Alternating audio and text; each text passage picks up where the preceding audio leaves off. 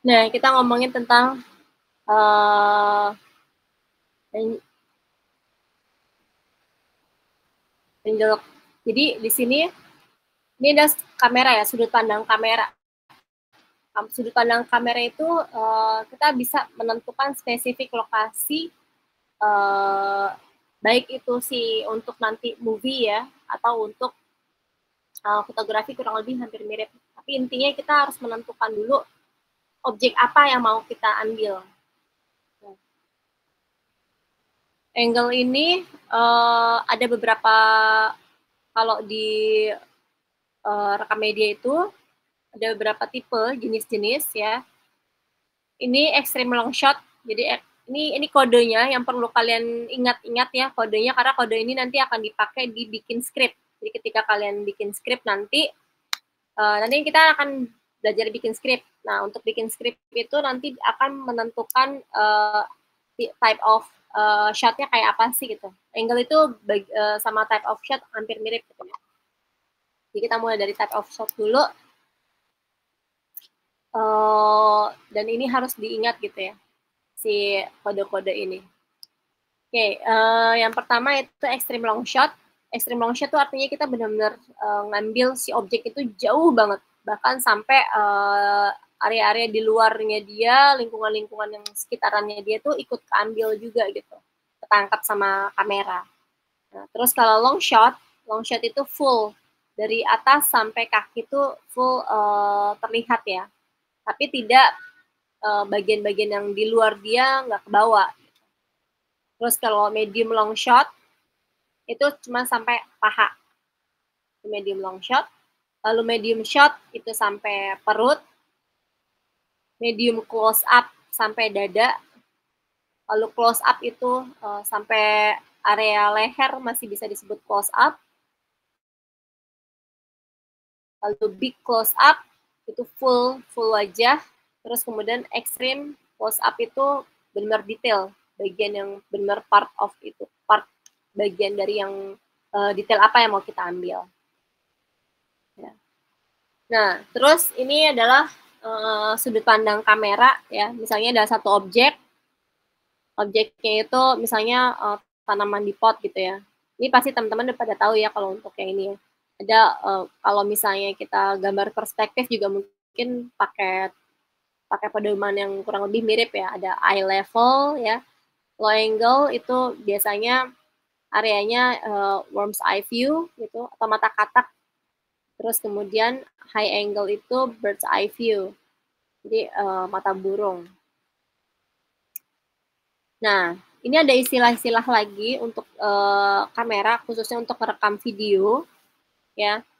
Jadi kalau misalnya si kameranya itu berguling, itu disebutnya roll, ya.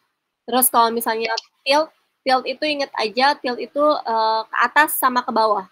Tapi posisi kameranya dia tetap. Jadi kameranya nggak bergerak, yang bergerak tuh hanya bagian depannya aja. Kameranya tidak berpindah. Kadang misalnya kita pakai tripod, si kameranya tetap stand di situ, tapi bagian atas kameranya tuh ke atas sama ke bawah. Itu namanya tilt up sama tilt down, gitu. Tapi kalau bergeser kayak ini ke kanan, maju mundur itu namanya dolly, ya. Maju mundur itu dolly. Terus kalau misalnya si kameranya itu naik ke atas sama naik ke apa sama turun ke bawah, ya jadi benar-benar bergerak. Kalau tadi kan kepalanya aja nih tilt up tilt down. Kalau ini pedestal. Kalau pedestal dia ke atas ke bawahnya itu ngikut semua bagian kameranya. Terus kalau misalnya pernah lihat kan orang syuting naik motor, terus di sebelah ada orang lari misalnya, syutingnya dia lari, terus yang megang kameranya naik motor. Nah, terus ngikutin orang larinya itu namanya truk. Jadi ngikutin nih. Jadi dia nge-track gitu ya, nge-track dia bisa berlari ke sana atau ke sini gitu. Jadi si kameranya itu ngikutin si objeknya berlari. Itu namanya tracking gitu ya. Terus kemudian ada yang namanya pan. Pan itu hampir sama kayak tilt, cuman kalau pan dia ke kanan sama ke kiri. Kalau tilt itu kan up and down, jadi kameranya stay kepalanya yang ke atas ke bawah, kalau pan itu kepalanya ke kanan sama ke kiri. Jadi pan left, pan right. Tapi kameranya tetap stay di situ. Gitu. Nah, ini kayak gini. Dolly, yaitu dia maju mundur, pedestal ke atas ke bawah, track itu dia geser nih ngikut entah ke kanan atau ke kiri gitu ya, ngikut si objeknya. Terus kalau pan itu ya muter gitu, pan right, pan left, tilt up, tilt down, lalu roll tuh bulat apa sih namanya tadi, berguling, kameranya berguling seperti itu. Nah, ini mungkin teman-teman pernah ngeliat ya, pose-pose kayak gini, ini shot, namanya satu shot, yang kalau kita lihat sebenarnya hampir mirip kayak capture-an kamera ya. Jadi memang sebenarnya sebaiknya ketika kita mau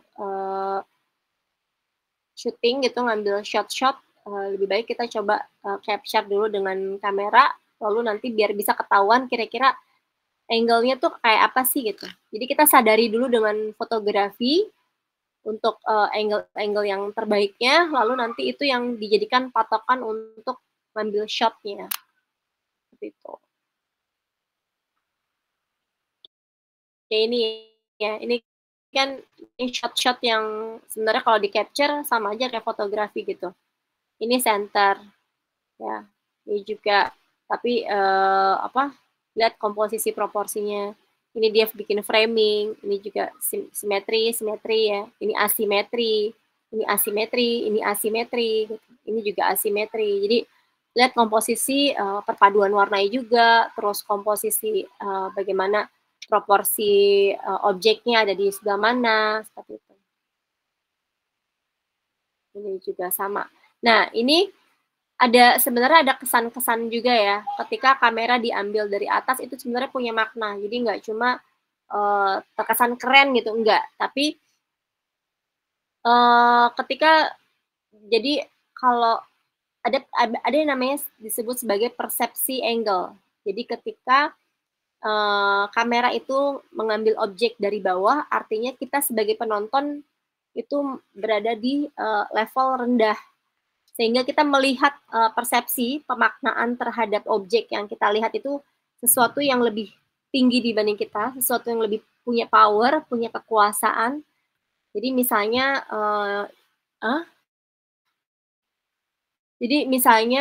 kita nonton film yang tentang pengadilan gitu, tentang pengadilan. Dan biasanya kameranya tuh ngambilnya pasti low level ya, ngambilnya dari bawah, terus kita lihat si hakimnya pasti berada di atas. Itu menunjukkan kekuasaan, menunjukkan bahwa dia punya power yang lebih kayak gitu. Nah, sebaliknya ini ketika dia ngambil bird eye view untuk melihat si Avenger ini kan sebenarnya sedang berada dalam kekalahan, ya kan? Maknanya ketika si dua orang ini lagi kalah, terus dia ngambil shot dari atas. Itu memperlihatkan pemaknaan bahwa si kita sebagai dari matanya penjahatnya lagi menang nih, lagi punya kuasa, lebih punya power ketimbang dua orang ini yang lagi kalah kayak gitu. Nah, atau yang ini sebaliknya. Di sini kita lihat ini low level kan. Worm eye level itu memperlihatkan bagaimana si Avenger ini dia punya kekuatan, punya power gitu. Sedangkan ini dia menujunya ke kita, ke kamera. Nah, di sini memperlihatkan bagaimana kita nggak punya kekuatan gitu. Kita rendah, kita lemah gitu dibandingkan mereka. Jadi mereka lagi sedang diangkat nih kekuatannya, powernya. Nah, jadi memang kamera shot angle ini emang diperuntukkan si kamera ini berada di mana, mau nge-shot apa gitu ya, mau nge-capture apa, terus dan itu posisinya itu punya relasi terhadap subjek dan membuat satu efek pemaknaan gitu ya terhadap si penontonnya. Jadi nggak cuma sekedar aja, tapi secara emosi ya, pemaknaan secara emosi tadi itu juga ada fungsinya gitu, fungsional. Jadi nggak apa yang diterima oleh si penonton itu ada apa ya? Ada maknanya lah seperti itu. Ini bisa dilihat lagi di materi berikutnya.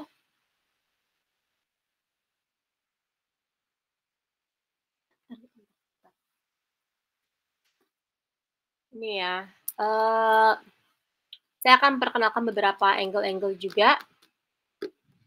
Ada yang disebut sebagai Dutch angle. Eee, sebelum saya masuk ke jenis-jenis tipe angle-angle, ada yang mau ditanyain nggak materi yang tadi? Kecepatan nggak?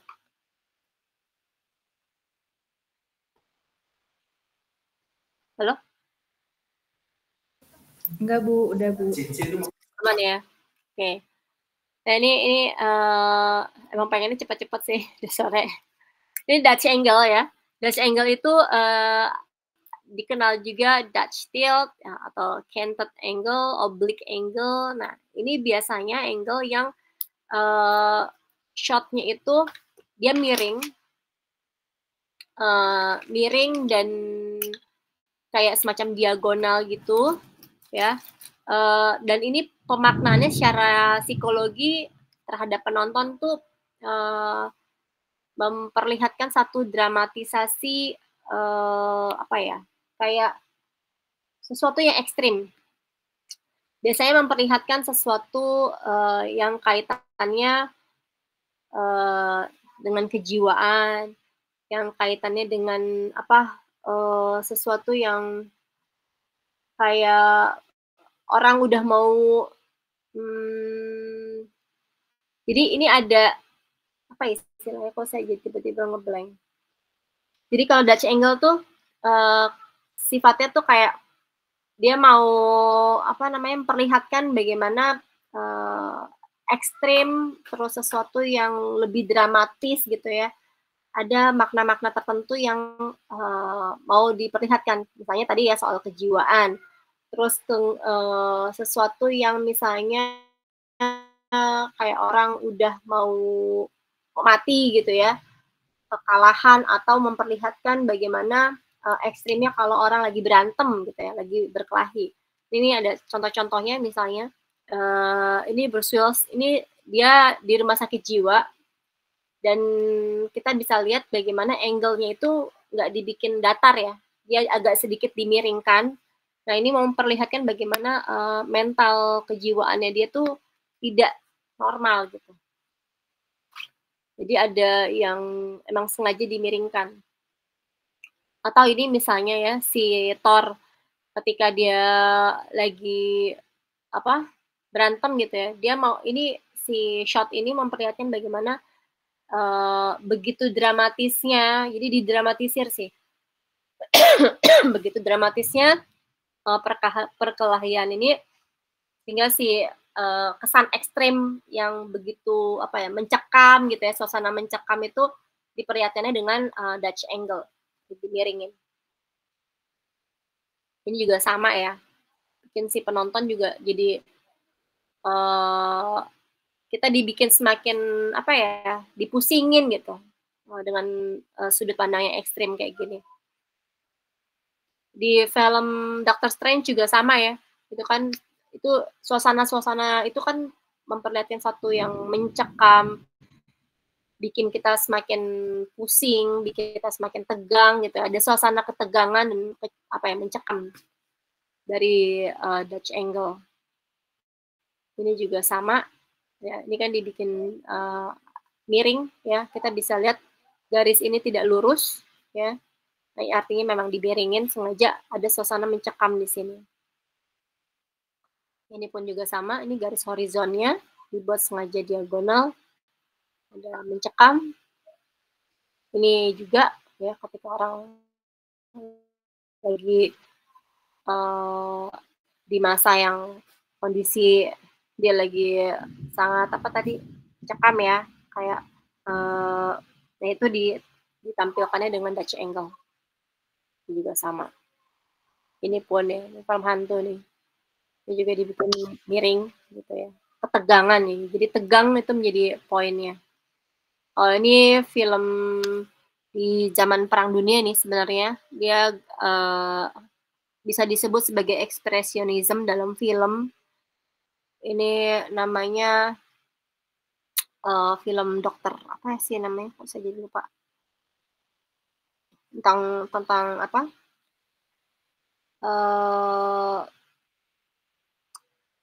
film tentang Frankenstein, ya, tentang Frankenstein, tapi ditampilkannya dengan serba-serba miring. Jadi memang pesan waktu itu adalah, lagi perang dunia dan film yang ditampilkan seperti ini sebenarnya lagi merepresentasikan tapi dalam bentuk simbol gitu ya, simbol ketegangan, simbol orang sedang kesulitan gitu, tapi ditampilkan dengan hiburan film seperti ini. Ini ekspresionisme, jadi serba miring. Lalu ada yang disebut, golden ratio ya. Ada yang pernah dengar nggak? Golden ratio ini, siapa yang mempopulerkan? Ada yang tahu nggak? Pelukis, seniman?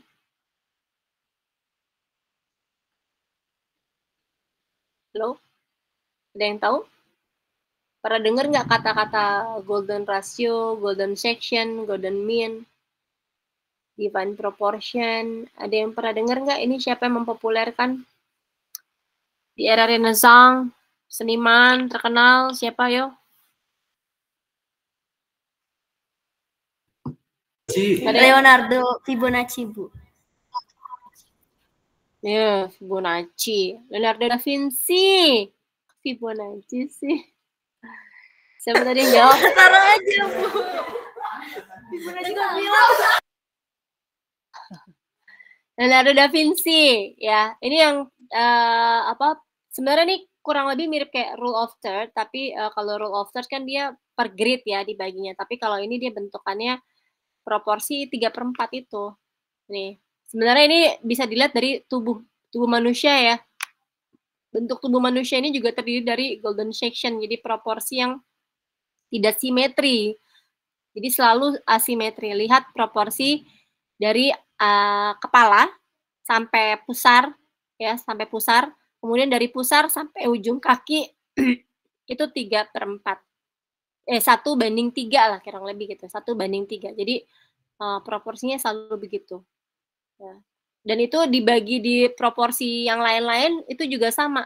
Jadi itu yang disebut golden section. Jadi proporsi tubuh manusia dan alam pun juga seperti itu. Sehingga ketika membuat lukisan, membuat desain produk, membuat apapun itu secara desain ya, secara visual itu kalau kita menganut sistem golden ratio ini akan menjadi apa ya? Nyaman gitu. Di mata tuh lebih enak. Jadi proporsinya pas gitu ya. Nih. Jadi kalau untuk di film atau di kamera juga kurang lebih sama ya di sini. Jadi ada sisi 1/3. Lalu ketika dibagi lagi ini menjadi 1/3. Ini pun dibagi sekecil-kecilnya tetap menjadi 1/3. Itulah proporsi yang ideal gitu. Dari zaman dari zaman ya Renaissance ya. Sebenarnya Leonardo da Vinci itu juga dia menganalisis bentuk dari era klasik ya. Era Yunani klasik tuh udah menggunakan proporsi golden ratio tapi belum dianalisis. Nah, pas di Renaissance itu sama Leonardo da Vinci dia mulai apa ya kayak semacam dirumuskan gitu ya, ditulis dalam bentuk buku yaitu di era Renaissance itu. Nah, ini ada satu shot yang dia membuat golden ratio dari sini. Ya. Jadi bagian ini yang rasio bagian yang luasnya, area ini adalah area yang kecilnya. Jadi dalam sudut pandangnya seperti itu. Ini juga sama ya. Jadi ada yang dipadatkan lalu ada yang luas gitu. Ada objek yang padat di sini jadi 1/3 dan 3-nya ini adalah bagian yang luasnya. Ini juga sama ya. Ini dalam fotografi ya. Juga sama. Area ini area yang dipadatkan ya 1/3. Sebenarnya kalau di rule of third sama ya. Kalau kita bagi grid di sini, ini menjadi rule of third.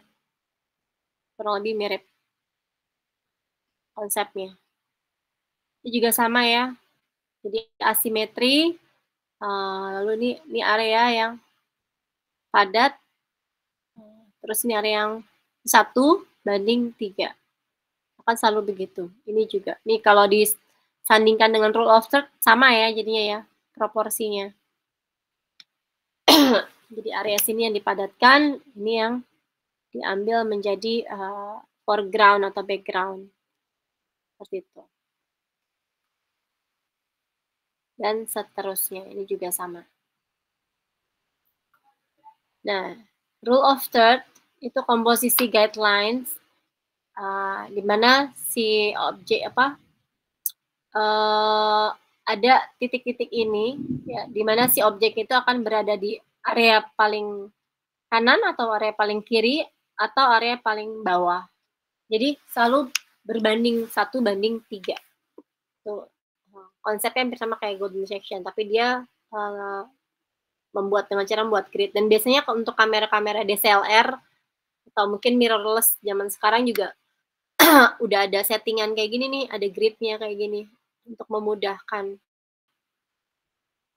Iya, rule of third. Rule of third. Ini rule of third. Ini juga sama rule of third. Ini kayak tadi yang Adit ya, yang di lapangan bola itu udah cukup rule of third menurut saya gitu. Jadi bagian langitnya sengaja dibesarkan, lalu bagian ininya kecil gitu ya. Udah bagian dari rule of third. Lalu ini juga ya,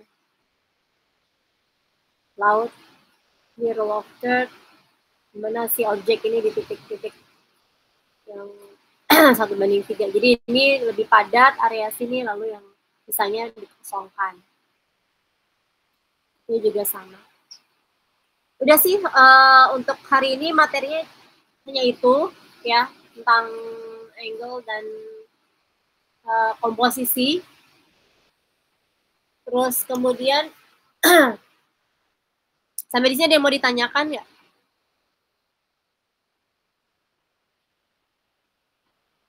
Teman-teman.